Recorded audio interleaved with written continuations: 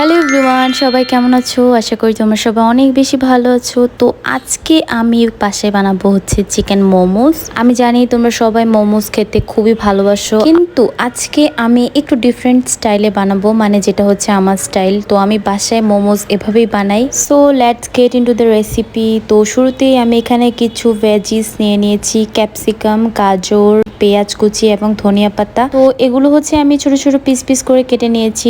তার সাথে আমি কিছু চিকেন নিয়েছি। অবভিয়াসলি চিকেন তো লাগবে, যেহেতু আমি চিকেন মোমোস বানাবো।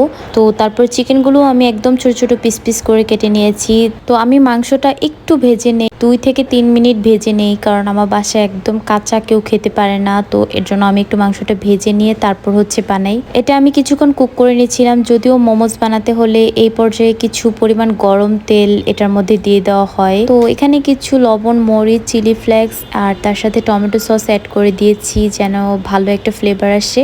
তারপর অন্য সাইডে ময়দা দিয়ে আমি একটা ডো বানিয়েছি, যেটা দিয়ে আমি মোমোর শেপ করে নিচ্ছি। তো গাইস, তোমরা আমার মতো মিস্টেক করবা না, তোমরা এত বেশি পানি দিবা না। আমার ডোটা বেশি নরম হয়ে গেছে, তাই আমি শেপটা ভালোভাবে দিতে পারতেছিলাম না। আচ্ছা যাই হোক, ব্যাপার না।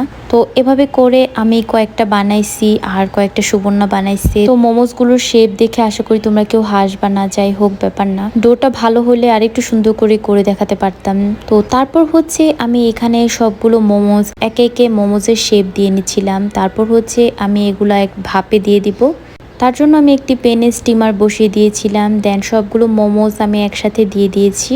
তো এখানে আমি 20 থেকে 25 মিনিটের মতো কুক করব, মানে স্টিম কুক করব। তারপর 20 থেকে 25 মিনিট পর তোমরা মোমোসগুলো দেখতে পারবা অনেক সুন্দর হয়েছে আর খেতে অনেক মজা হয়েছে।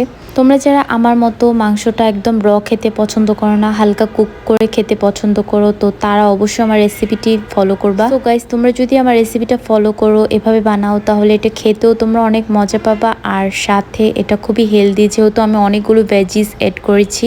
সো আজকের ভিডিওটা এই পর্যন্তই। আল্লাহ হাফেজ, সবাই অনেক ভালো থাকবা।